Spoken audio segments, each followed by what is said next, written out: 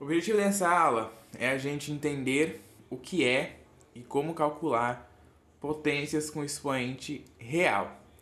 Então, a gente já estudou aqui nessa playlist até agora potências com expoente natural, potência com expoente inteiro, potência com expoente racional, irracional e agora potências com expoente real, que é o quê? Generalizando tudo que a gente já estudou até aqui. Então, potência com expoente real. Título da aula. Como o conjunto dos números reais é a união do conjunto dos números racionais com o dos números irracionais, né? A gente já estudou isso lá na playlist de conjuntos numéricos, né? A gente viu que o conjunto dos números reais é a união dos racionais com os irracionais, né? Porque o número natural e o inteiro tá dentro dos números racionais, né? O único que não está dentro dos racionais são os irracionais, né? A gente já estudou isso. Inclusive, vou até dar uma relembrada aqui. Olha só, a gente tem o conjunto dos números naturais. É o primeiro conjunto, um conjuntinho menor. Depois, a gente tem o conjunto dos números inteiros, né? Representado por essa letra Z. Depois, a gente tem o conjunto dos números racionais. Então, todo número natural é inteiro, né? Porque os números naturais estão dentro do conjunto dos inteiros. Todo número natural inteiro é racional também, né? A gente pode escrever, por exemplo, o número 2, que é um número natural, né? A gente pode escrever esse número 2 como sendo em forma de número racional, né? O número racional ele é da forma A sobre B. Então, quando eu escrevo 2 sobre 1, eu escrevi ele na forma A sobre B, né? E 2 dividido por 1 dá o próprio 2, mas escrevi na forma de número racional. E aí, a gente tem um conjunto à parte, né? A gente tem um conjunto à parte que é o nosso conjunto dos números irracionais, né? O conjunto dos números irracionais, ele é aquelas raízes quadradas, né? Ou aquelas letras, o π, o φ, o número de Euler, as raízes que não são exatas, né? Que não são quadrados perfeitos, tá dentro dos números irracionais. E juntando tudo isso aqui, a gente tem o nosso conjunto dos números reais, tá? Essa representação é importante vocês saberem, porque quando a gente vai resolver, às vezes, alguns exercícios, né, que fala de número racional, irracional, a pessoa não entende essa ideia aqui com o coração, tá? Então eu acho importante, por isso que sempre que tem oportunidade eu gosto de falar desse diagrama, né, fazer essa representação, porque é importante. E agora, a gente vai poder calcular potências de base positiva com expoentes reais qualquer. Lembrando que a base tem que ser sempre positiva, tá? Isto é, potências do tipo A elevado a M, né? Onde a base, que é o A, tem que pertencer ao conjunto dos números reais positivos sem o zero, né? Reais positivos sem o zero. E o expoente, que é o M aqui, pode pertencer aos números reais, certo? Vamos ver aqui dois exemplos de potências aí com expoente real. O primeiro é esse aqui, 2 elevado à raiz de 3 elevado à raiz de 3. A gente viu aqui que a raiz de 3 é um número irracional, né? Porque não é um quadrado perfeito. Só que os números irracionais pertencem ao conjunto dos números reais. Então, né, isso aqui são potências com expoente real. Como que a gente faz isso? O legal disso daqui é que a gente vai dar uma passada por todos os números, né? A gente vai passar pelos irracionais, a gente vai passar pelos racionais e vamos passar pelos números inteiros, né? A gente vai passar aqui por todos os números. Então, assim, é isso que se torna difícil a matemática, né? Porque a gente sempre vai voltando e vai sempre recaindo. Que nem Isso aqui a gente estudou lá na playlist de conjunto numérico. Só que chega aqui, ó, em potência, você volta a estudar de novo, né? Potências, as propriedades das potências e tal, a gente estuda aqui no ensino médio antes de entrar em função exponencial, né? Antes de entrar lá em função exponencial, em todos os livros, apostilas, traz lá uma revisão de potência. Então, ó, uma coisa que você estudou lá no começo do ano, né? Porque conjunto numérico, geralmente no primeiro ano de ensino médio, você estuda no começo do ano. Volta de novo lá do meio para o final do ano, quando você começa aí a estudar funções exponenciais, tá? Então é interessante você manter aí uma linha, né? Sempre saber essas coisas. Então, o que a gente faz? Quando a gente tem uma potência de uma potência, pelas propriedades de potência, a gente conserva a base e multiplica os expoentes, não é isso? Então, eu conservei a minha base, que é o 2, e eu multipliquei os meus expoentes, que é aqui, ó, raiz de 3. Aí, se você se lembrar, né, de potência com expoente racional, né, a gente viu, aliás, potência com expoente irracional, né? A gente viu que quando a gente tem uma raiz desse tipo aqui, ó, quando a gente tem uma raiz assim, a gente pode escrever como sendo 3 elevado a 1 sobre 2, não é? Por quê? Olha só, deixa eu pegar a caneta aqui. Olha só.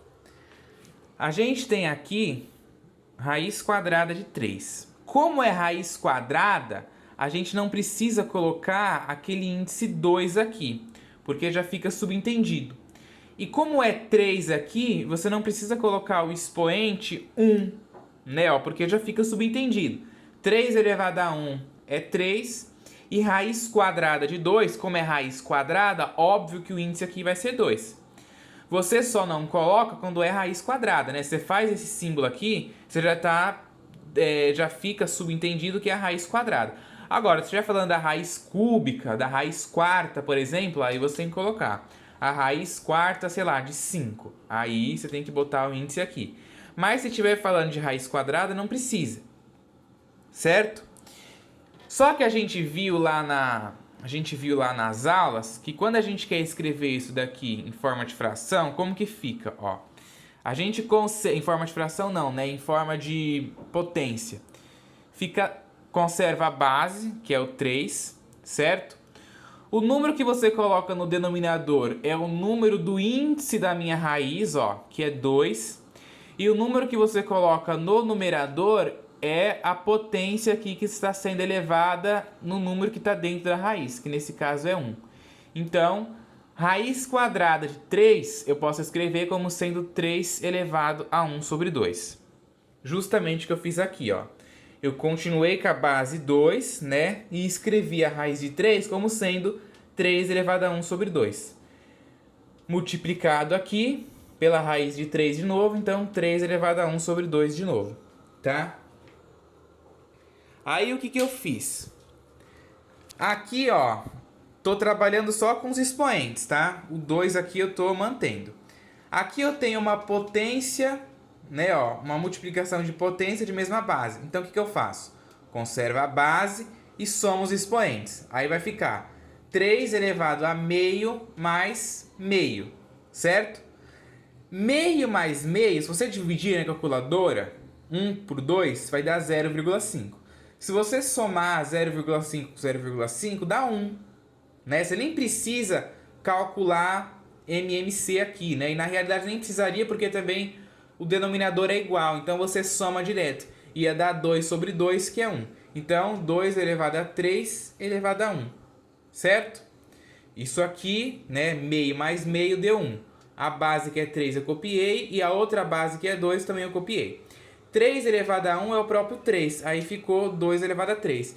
E 2 elevado a 3 é 2 vezes 2 vezes 2, que dá 8. Ok? Então, ó, esses conceitos que a gente vê nas aulas passadas é interessante você saber. Igual aqui agora. Olha só esse exercício, ó. Eu tenho aqui 3 elevado a... Desculpa. 5 elevado a 0,3 com uma barra em cima. Então significa que isso aqui é uma dízima periódica. 5 elevado a 0,6 com outra barrinha ali em cima, ó, significa que é uma dízima periódica também. E tenho 25 elevado a 0,5. A primeira coisa que eu tenho que fazer é o quê?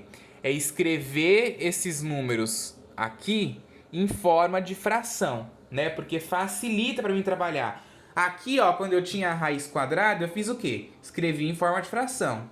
Tá vendo? Aqui eu tenho um número com vírgula, então eu vou escrever em forma de fração também, porque fica mais fácil para mim trabalhar. Então, 0,3 barra é a mesma coisa que 0,333, né? Uma dízima periódica. Como que a gente sabe uma fração que gera uma dízima periódica? É aquela coisa que a gente já estudou também na playlist de conjunto numérico, que é fração geratriz, né? Então, ó, a fração, a fração que gera essa dízima periódica, a gente consegue descobrir. Pega essa dízima e chama ela de x. Então vai ser x igual a 0,333, certo? O objetivo aqui, eu tenho que andar com a vírgula uma casa até a repetição. Como aqui a repetição é só o 3, né? Só 3, 3, 3, 3, 3, eu preciso andar com a vírgula uma casa só. Como que eu faço me andar com essa vírgula uma casa aqui para a direita?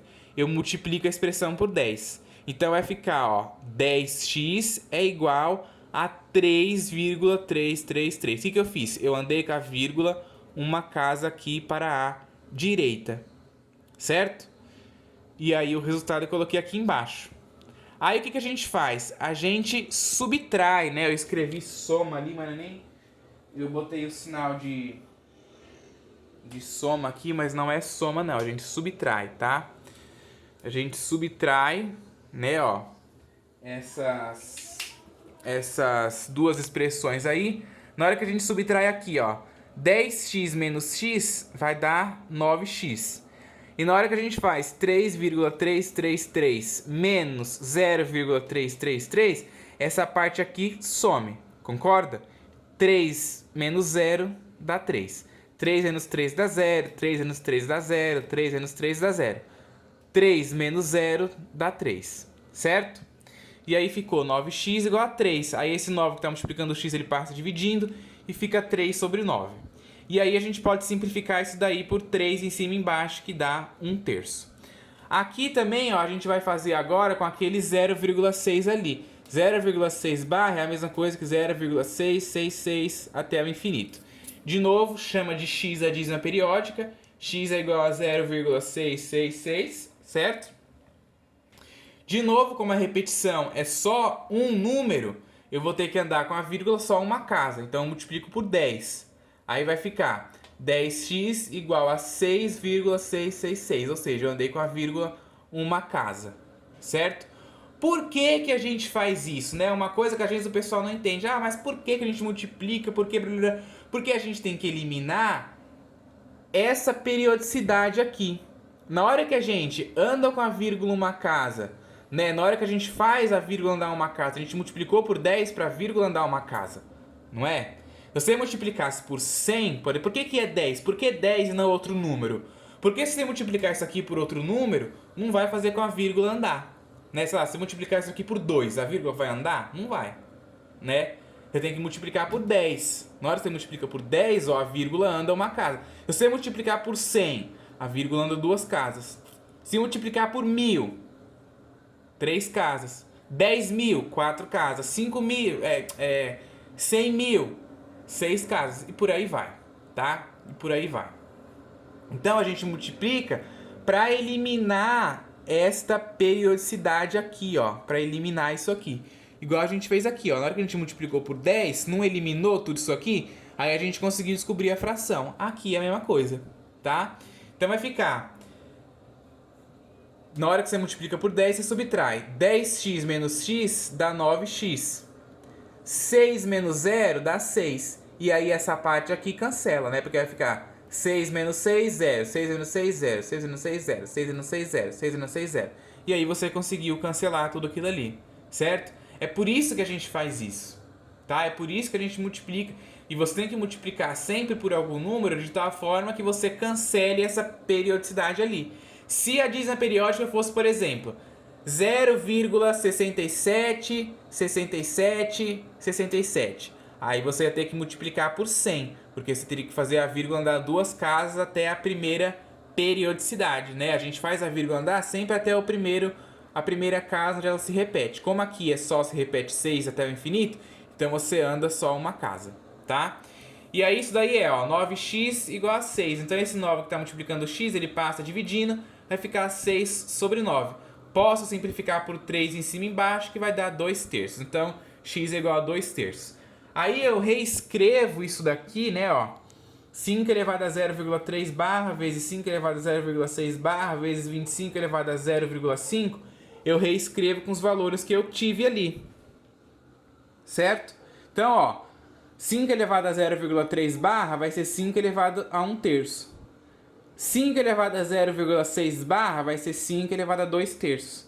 E esse 25 elevado a 0,5, eu tenho que escrever esse 25 aqui, numa potência de 5, para as potências ficarem todas iguais. 5 elevado a 2 dá 25. E esse 0,5 aqui, eu posso escrever ele como sendo 1 sobre 2. Então, consegui deixar aí todas as potências com bases iguais. Agora eu continuo fazendo as contas. Essas duas potências aqui eu copiei, certo? Eu copiei. Aqui eu tenho uma potência de uma potência, então eu vou usar a regra. Multiplica, né, os expoentes. Tenho uma potência de uma potência, conserva a base e multiplica os expoentes. 5 elevado a 2 vezes meio. 2 vezes meio dá 1, né? Porque isso daqui é 2 vezes 1 e o 1 que está aqui embaixo vezes 2. Vai ficar 2 sobre 2 que dá 1. Então, essas duas aqui eu copiei e ficou 5 elevado a 1. Agora sim, eu tenho potências de bases iguais, conserva a base, somam-se os expoentes. Então, 5 elevado a 1 terço mais 2 terços mais 1. Tiro o mínimo múltiplo comum, né? Vai ficar 5 elevado, o mínimo múltiplo comum aqui entre 3, 3 e 1 é o próprio 3. E aí, 3 dividido por 3 dá 1, 1 vezes 1 dá 1. 3 dividido por 3 dá 1. 1 vezes 2 dá 2 e eu conservo o sinal que está aqui. Então, continua sendo mais. 3 dividido por 1, né, que tem aqui embaixo desse 1, dá 3. 3 vezes 1, 3. Então, ficou 1 mais 2 mais 3 dá 6. Né, ficou 5 elevado a 6 sobre 3. 6 dividido por 3 é 2. E 5 elevado a 2 é 5 vezes 5, que dá 25. Certo? E aí conseguimos resolver o problema, tá? Então, 2 exemplos aí com potências de expoente real.